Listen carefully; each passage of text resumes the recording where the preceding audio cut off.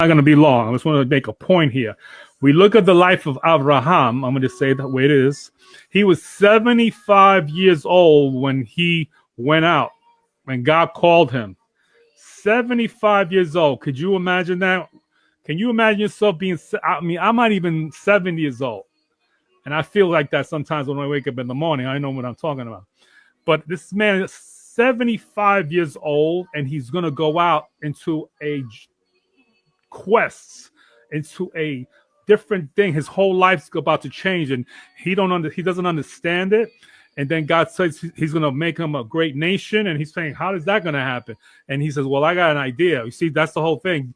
Right away, probably Abraham started putting things together, and that was a big mistake.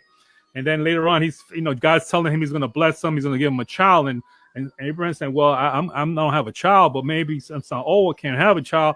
So maybe I can use Eliezer. He can help me out. And that was not the plan. You see, God had it all worked out. Just like your life and my life, God has it all worked out from A to Z. And the minute we step in, we mess it up.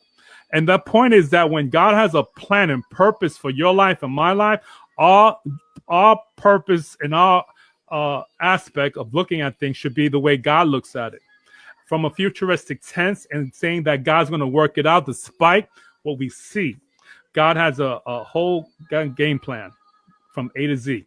So when we start to step in and try to work it out, God doesn't need our help. Everything along the journey, like everything along the way, God has a plan, and everything, although it doesn't look right, it doesn't seem right, it's not kosher, God's going to say, I'm going to work it out for your benefit. I'm going to work it out because I'm going to bring you back to the way I want it to work. And His sovereign, He will make it work. Let me tell you something. Though we look at things from the natural eye, we can't imagine that from the perspective of a timeless, sovereign God who has the world, like it says, like they're like dust on His hand, like nothing.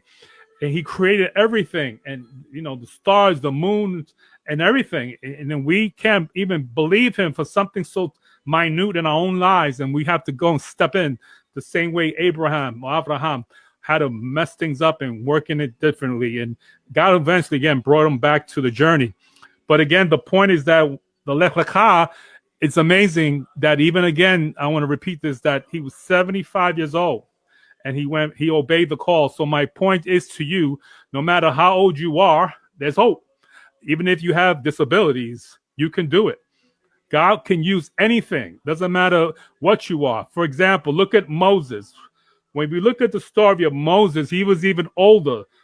It says that he was 80 years old. The Bible records him as being 80 years old. Now, when I did a little research, I looked it up. And it's amazing how it says as far as the call of even Moses. Let me just sharing that really quick. As far as the